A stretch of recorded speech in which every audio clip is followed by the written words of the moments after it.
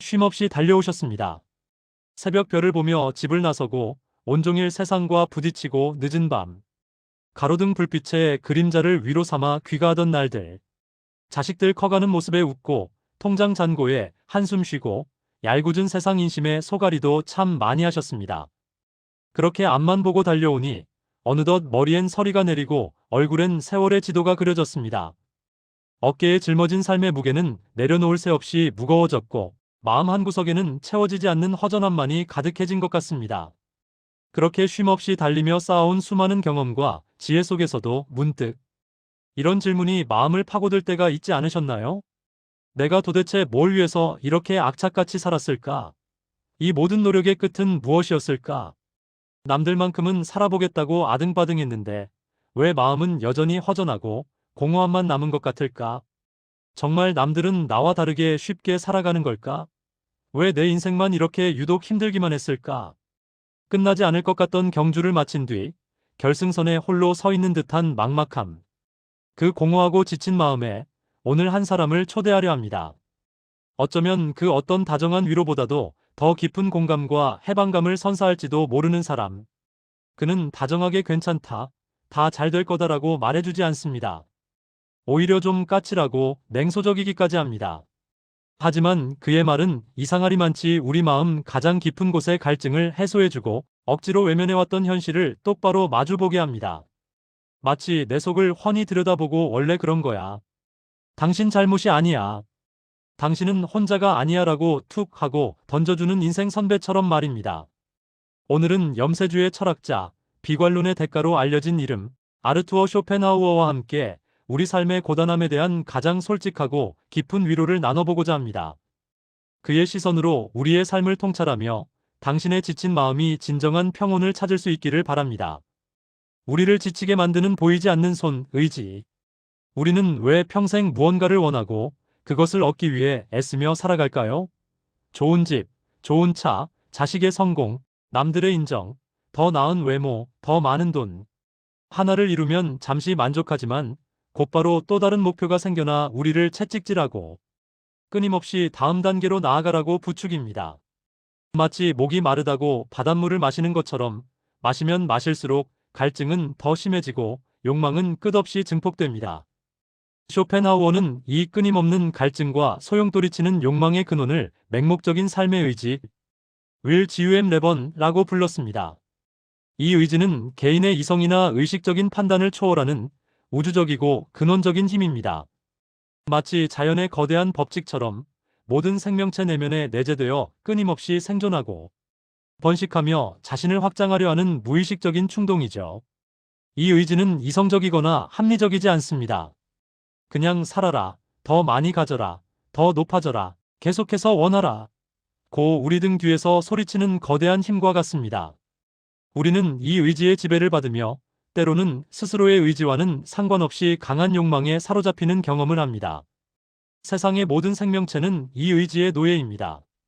봄이 되면 얼어붙은 땅을 뚫고 새싹이 돋아나는 것도, 민들레 씨앗이 아스팔트 틈을 비집고 기어이 피어나는 것도, 연어가 수천 킬로미터를 헤엄쳐 알을 낳고 죽는 것도, 그리고 우리가 밤잠을 설쳐가며 내일의 걱정을 하는 것도 모두 이 거대한 삶의 의지가 시키는 일입니다. 우리의 삶을 한번 되돌아보십시오. 젊은 날 우리는 맹렬하게 사랑을 갈망했습니다. 그 사람만 얻으면 세상 모든 것을 다 가진 듯 행복할 것 같았죠. 하지만 결혼하고 가정을 이루고 나면 사랑이라는 감정 위로 온갖 책임과 의무, 그리고 또 다른 욕망과 걱정들이 눈덩이처럼 쌓여갑니다. 의지는 이제 내 아이를 남들보다 더 잘 키워야 한다. 더 넓은 집으로 이사 가야 한다. 안정적인 미래를 확보해야 한다고 끊임없이 속삭입니다. 직장에서는 어떻습니까? 승진을 위해, 인정을 받기 위해, 동료들 사이에서 우위를 점하기 위해 온갖 노력을 다합니다. 야근도 불사하고 주말까지 반납하며 자신을 채찍질합니다. 마침내 원하는 자리에 오르면 잠시 기쁘지만 그 기쁨은 금세 더 큰 책임감과 실적에 대한 압박감, 혹은 다음 승진을 향한 새로운 욕망으로 변질됩니다. 의지는 결코 만족할 줄 모릅니다. 언제나 더 높은 곳을 가리키며 우리를 다시 뛰게 만듭니다. 평범한 일상 속에서도 의지는 우리를 지배합니다. 휴식을 취하면서도 스마트폰을 끊임없이 들여다보고 남들의 삶과 나의 삶을 비교하며 초조해하고 작은 실패에도 과도하게 자책하는 경향. 이 모든 것이 사실은 의지가 심어놓은 더 나은 존재가 되어야 한다는 무언의 압박감에서 비롯된 것일 수 있습니다. 우리는 평생 이 의지라는 보이지 않는 주인에게 이끌려 달리는 경주마와 같았습니다. 왜 달려야 하는지, 이 경주의 끝은 어디인지 물을 틈도 없이 그저 채찍질에 못 이겨 달려온 것입니다. 그래서 문득 멈춰서서 지난날을 돌아볼 때 그토록 치열했던 시간들이 허무하게 느껴지고 마음이 지치고 공허한 것은 어쩌면 너무나도 당연한 일입니다. 쇼펜하우어는 바로 그 지점을 정확히 짚어줍니다. 당신이 유독 욕심이 많아서, 당신이 유별나게 불만족스러워서 그런 것이 아닙니다. 그것이 바로 의지에 사로잡혀 끊임없이 결핍을 느끼고 채우려 하는 인간의 본래 모습입니다. 당신만의 문제가 아닙니다. 이 한마디가 주는 위로를 느껴보셨으면 합니다. 나의 지치고 허기진 마음이 나만의 실패나 나약함이 아니라는 것. 모든 인간이 그 어떤 계층이나 상황에 놓인 사람이든 보편적으로 겪는 고통이자 상태라는 것을 이해하는 것만으로도 우리는 스스로를 향한 날카로운 자책과 세상에 대한 원망을 조금은 내려놓을 수 있습니다. 우리는 모두 같은 운명을 공유하는 존재들인 셈입니다. 인생이라는 시계추, 고통과 권태 사이. 쇼펜하우어는 우리의 인생을 아주 유명하고도 날카로운 비유로 설명했습니다. 인생은 고통과 권태 사이를 오가는 시계추와 같다. 이게 무슨 말일까요? 우리가 무언가를 간절히 원하고 있지만 아직 갖지 못했을 때 우리는 결핍으로 인한 고통을 느낍니다. 돈이 조금만 더 있었으면, 자식 시험만 합격했으면, 오랫동안 알아온 건강이 좀 더 좋았으면, 남들처럼 편안한 노후를 보낼 수 있었으면 하는 모든 걱정과 불안, 그리고 그것을 이루지 못했을 때의 절망감이 바로 이 고통의 상태입니다. 우리는 이 고통에서 벗어나기 위해 필사적으로 노력합니다. 그러다 마침내 그토록 원하던 것을 손에 넣었다고 상상해 봅시다. 십수년 노력 끝에 내 집 마련에 성공하고 자식이 좋은 대학에 합격하거나 안정적인 직장을 얻었습니다. 지긋지긋한 병마와 싸워 건강을 되찾고 은퇴 후 바라던 여유로운 시간을 얻었습니다. 그 순간의 기쁨과 안도감은 실로 달콤합니다. 그동안 우리를 짓눌렀던 고통이라는 시계추가 반대편으로 넘어가 잠시 멈춘 듯한 행복감을 느끼는 것이죠. 하지만 그 기쁨과 만족은 얼마나 갈까요? 쇼펜하우어는 이 행복이 오래가지 않는다고 말합니다. 며칠 혹은 몇 달이 지나면 그 감격은 익숙함과 일상으로 변합니다. 그리고 더 이상 새로울 것이 없는 그 상태, 즉 권태, 보덤가 찾아옵니다. 목표를 잃어버린 허무함, 무료함, 공허함이 마음을 채웁니다. 모든 것이 만족스러워 보이는 상황에서도 마음 한구석이 텅 빈 듯한 느낌, 이게 다인가? 하는 의문이 드는 상태가 바로 권태입니다. 그러면 우리는 이 지루하고 답답한 권태를 견디지 못하고 또다시 새로운 욕망, 새로운 목표를 찾아 나섭니다. 마치 스스로 새로운 결핍을 만들어내듯이 말입니다. 그러면 시계추는 다시 고통의 방향으로 움직이기 시작합니다. 또 다른 욕망을 채우기 위한 고군분투가 시작되는 것이죠. 평생을 돌아보면 우리의 삶은 이 시계추의 끊임없는 반복이었습니다. 자식들이 어릴 때는 양육의 고통, 교육의 고통, 경제적 고통 속에서 제발 빨리 커서 독립했으면 좋겠다. 하루빨리 이 고통에서 벗어나고 싶다 생각했지만 막상 다들 제 둥지를 찾아 떠나고 나니 텅 빈 집에서 느끼는 적막함과 외로움, 즉 권태를 마주합니다. 은퇴 전에는 매일 반복되는 업무와 직장 상사의 압박감에서 벗어나 자유롭게 쉬고 싶다는 고통을 느꼈지만 막상 은퇴하고 나니 무엇을 해야 할지 모르는 막막함과 무력감, 삶의 의미를 상실한 듯한 권태에 빠지기도 합니다. 쇼펜하우어는 말합니다. 행복은 신기루와 같다고. 우리가 행복이라고 느끼는 것은 사실 고통이 잠시 사라진 상태를 행복이라고 착각할 뿐 그 상태는 영원하지 않으며 곧 권태로 대체될 운명이라고 말입니다. 이는 우리의 기대와는 사뭇 다른 냉엄한 현실일 수 있습니다. 이 말이 너무 비관적으로 들리시나요? 하지만 한번 솔직하게 우리 마음을 들여다봅시다. 우리는 행복을 인생의 기본값으로 여기고 고통과 불행을 비정상적인 오류라고 생각하며 살아오지 않았나요? 그래서 고통이 닥칠 때마다 왜 하필 나에게만 이런 일이? 내가 뭘 그렇게 잘못했기에? 라며 억울해하고 세상을 원망하지 않았나요? 고통은 마치 우리 삶에 찾아온 불청객처럼 여겨졌습니다. 쇼펜하우어는 바로 그 생각을 뒤집으라고 말합니다. 고통이 인생의 기본값이고 행복은 그 고통이 잠시 멈춘 예외적인 순간이다. 마치 밤이 당연하고 낮이 예외적인 것처럼 이 관점의 전환은 놀라운 해방감을 줍니다. 내 삶에 고통이 찾아오는 것을 당연하게 받아들이게 됩니다. 그것은 내가 무언가를 잘못했기 때문이 아니라 그저 인생이라는 항해에 필연적으로 따라오는 파도와 같은 것입니다. 억울해하고 분노하며 무너져 내리는 대신 아, 또 파도가 오는구나. 이번에는 어떻게 지혜롭게 넘어갈까? 하고 담담하게 마주볼 힘이 생깁니다. 고통을 회피하려 발버둥 치는 대신 고통의 존재를 인정하고 그 안에서 나름의 의미를 찾으려는 자세를 갖게 되는 것이죠. 당신이 지금껏 겪어온 수많은 고통과 번뇌는 당신의 삶이 실패했다는 증거가 아닙니다. 오히려 당신이 누구보다 치열하게 인생이라는 것을 온몸으로 경험하며 살아냈다는 살아있는 존재의 증거입니다. 당신의 고통은 당신이 충만하게 존재했음을 보여주는 메달과 같은 것입니다. 환상을 버릴 때 찾아오는 평온, 있는 그대로의 나를 만나다. 그렇다면 쇼펜하우어는 우리에게 그냥 모든 것을 체념하고 고통 속에서 살라고만 말하는 걸까요? 아닙니다.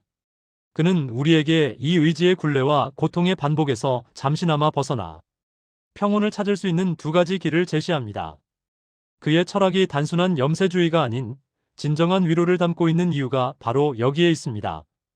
그 첫 번째는 바로 예술과 자연을 통한 몰입입니다. 혹시 그런 경험 없으신가요? 구성진 트로트 가락에 맞춰 어깨를 들썩이며 흥얼거리다 보면 어느새 시름을 잊게 되고 오랫동안 외면했던 그림 앞에서 멍하니 그 색채와 선에 몰입하다 보면 내 안의 복잡한 감정들이 눈 녹듯 사라지는 순간. 아니면 웅장한 오케스트라의 선율에 몸을 맡긴 채 시간 가는 줄 모르고 공연에 빠져들었던 경험. 혹은 아름다운 저녁 노을을 멍하니 바라보고 있으면 일상의 잡념들이 사라지고 마음이 평화로워지는 순간을 느껴본 적 있으실 겁니다. 쇼펜하우어는 우리가 음악을 듣거나 그림을 보거나 문학작품에 깊이 빠져들거나 장엄한 자연 풍경 앞에 설 때 잠시나마 나를 괴롭히던 의지의 속박에서 벗어날 수 있다고 말했습니다. 그 순간 우리는 나라는 개인의 욕망과 걱정, 즉 나의 의지를 잊어버립니다. 내가 돈을 벌어야 하는데 자식 걱정, 건강 걱정, 남들보다 더 잘 되어야 하는데 같은 끝없는 생각의 소용돌이에서 벗어나 순수하게 그 아름다움 자체에 빠져드는 주체가 됩니다. 나라는 개인이 아닌 보편적인 사물의 본질을 직관적으로 바라보는 순수한 관조자가 되는 것이죠. 이것은 거창한 것이 아닙니다. 좋아하는 옛 노래를 들으며 잠시 추억에 잠기는 시간. 그 시간만큼은 과거의 후회나 미래의 불안이 아닌 오직 그 순간의 감정에 충실할 수 있습니다. 베란다 화분에 심은 작은 꽃이 피어나는 것을 가만히 들여다보며 그 생명의 경이로움에 몰입하는 시간. 따뜻한 햇살 아래 공원 벤치에 앉아 스쳐가는 바람을 느끼고 잎사귀 흔들리는 소리를 듣는 시간. 이 모든 순간들이 바로 우리를 괴롭히는 의지의 스위치를 잠시 내리는 아주 소중한 해방의 시간입니다. 더 이상 무언가를 채우려고 애쓰지 않아도, 무언가를 얻으려 발버둥 치지 않아도 그저 존재하는 것만으로도 충만해지는 평온을 맛볼 수 있는 것이죠. 우리는 이 순간만큼은 오직 존재합니다. 두 번째 길은 어쩌면 우리 인생의 후반전에서 가장 중요한 지혜일지도 모릅니다. 바로 연민의 마이티에리아이디입니다. 함께 고통을 느낀다는 의미의 이 연민은 쇼펜하우어가 제시한 구원의 가장 강력한 길입니다. 우리는 흔히 나만 가장 힘들다고 생각합니다. 내 짐이 가장 무겁고 내 상처가 가장 깊으며 세상 모든 고통은 나에게 집중되어 있다고 느낍니다. 하지만 쇼펜하우어의 눈으로 세상을 다시 바라보면 어떨까요? 버스에서 마주친 무뚝뚝한 표정의 저 사람도, 나에게 상처 주는 말을 했던 그 사람도, 심지어 나를 속상하게 하고 때로는 미워했던 가족들까지도 모두 나와 똑같이 맹목적인 의지에 사로잡혀 고통과 권태라는 시계추 사이를 오가며 힘겹게 살아가고 있는 존재들입니다. 그들도 나름의 욕망에 시달리고 뜻대로 되지 않는 인생에 아파하며 채워지지 않는 허전함에 밤잠을 설치고 있을지 모릅니다. 겉으로 보이는 모습은 모두 다르지만 그 근원의 고통은 우리 모두가 공유하고 있는 것입니다. 우리는 마치 거대한 바다에서 서로 다른 모양의 파도로 출렁이고 있을 뿐 결국은 같은 물로 이루어진 존재들입니다. 이것을 깨닫는 순간 미움과 원망은 놀랍게도 연민으로 변합니다. 매일 반복되는 배우자의 잔소리가 사실은 가족을 위한 그의 불안과 걱정의 표현으로 보이기 시작합니다. 무심하게만 보였던 자식의 뒷모습에서 그들 나름의 삶의 무게를 짊어지고 애쓰는 안쓰러움과 고뇌가 느껴집니다. 나에게 경쟁심을 부추기던 동료의 강박적인 모습이 그 역시도 사회의 맹목적인 의지에 이끌려 힘들게 버티고 있는 삶의 흔적으로 다가옵니다. 세상 모든 존재가 나와 같은 고통을 겪는 동지라는 것을 알게 될 때 우리는 비로소 지독한 외로움과 고립감에서 벗어날 수 있습니다. 나만의 아픔이 아니라는 것을 아는 순간 우리는 더 이상 혼자가 아닙니다. 나만 힘든 게 아니었구나. 저 사람도, 우리 이웃도, 심지어 나를 미워하던 사람도 나름의 아픔을 견디며 살아가고 있구나. 이 연민의 마음이야말로 우리를 모든 이기적인 욕망과 그로 인한 고통에서 구원해주는 가장 따뜻한 빛입니다. 쇼펜하우어는 사랑의 본질 역시 이 연민에 있다고 보았습니다. 상대방의 고통을 나의 고통처럼 느끼고 함께 아파해주는 마음.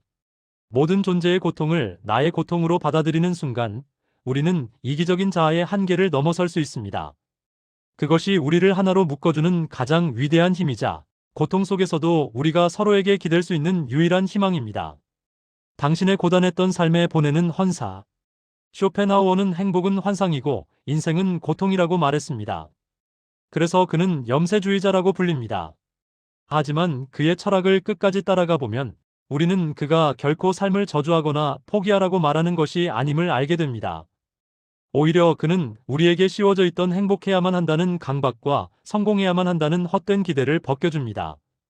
그리고 그 무거운 짐을 내려놓았을 때 비로소 찾아오는 담담한 평온에 대해 이야기합니다. 그의 메시지는 어쩌면 이런 말로 요약될 수 있을 것입니다. 당신이 잘못 살아온 것이 아닙니다.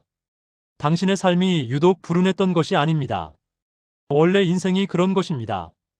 당신의 고통은 당신의 실패가 아니라 이 세상에 살아있는 모든 존재가 겪는 보편적인 숙명입니다. 오히려 당신이 충만하게 살아있다는 증거입니다. 그러니 이제 스스로를 그만 탓하고 이 고통스러운 여정 속에서 당신과 같은 짐을 진 주변 사람들을 따뜻한 눈으로 바라보십시오. 그들 속에서 당신은 혼자가 아님을 깨닫게 될 것입니다. 이것이 까칠하지만 누구보다 솔직했던 철학자 쇼펜하우어가 우리에게 건네는 가장 현실적이고 깊은 위로이자 고통 속에서 평온을 찾을 수 있는 지혜입니다. 지나온 세월 참으로 애쓰셨습니다. 당신의 어깨를 짓누르던 무거운 짐들, 남몰래 삼켜야 했던 눈물들, 아무도 알아주지 않던 고뇌의 시간들. 그 모든 순간들이 결코 헛된 것이 아니었습니다. 그 모든 고통의 순간들이 있었기에 우리는 비로소 타인의 아픔에 공감할 수 있는 깊이를 갖게 되었고 삶의 진정한 의미를 찾아 나설 수 있는 지혜를 얻게 되었습니다. 당신의 삶은 그 자체로 의미 있는 여정이었음을 기억하십시오. 오늘 하루 잠시 모든 것을 멈추고 당신이 좋아하는 옛 노래 한 곡을 들어보시는 건 어떨까요? 혹은 창밖으로 보이는 하늘과 나무를 그저 멍하니 바라보는 시간을 가져보는 것은 어떨까요? 짧은 순간이라도 의지의 굴레에서 벗어나 온전히 존재하는 평온을 느껴보십시오. 그리고 당신 곁에 있는 사람, 배우자든 자식이든 오랜 친구든 아니면 길을 가다 스쳐 지나가는 낯선 이의 얼굴을 가만히 들여다보며 마음속으로 이렇게 속삭여 주십시오. 당신도 참 애쓰며 살아왔구나. 나처럼. 당신도 나와 같은 고통을 겪고 있겠지. 부디 평안하기를. 그 따뜻한 연민의 눈길 속에서 당신의 지친 마음이 그리고 우리 모두의 마음이 가장 깊은 위안과 평화를 얻게 될 것입니다. 우리는 모두 함께 이 삶을 살아가는 동지들입니다.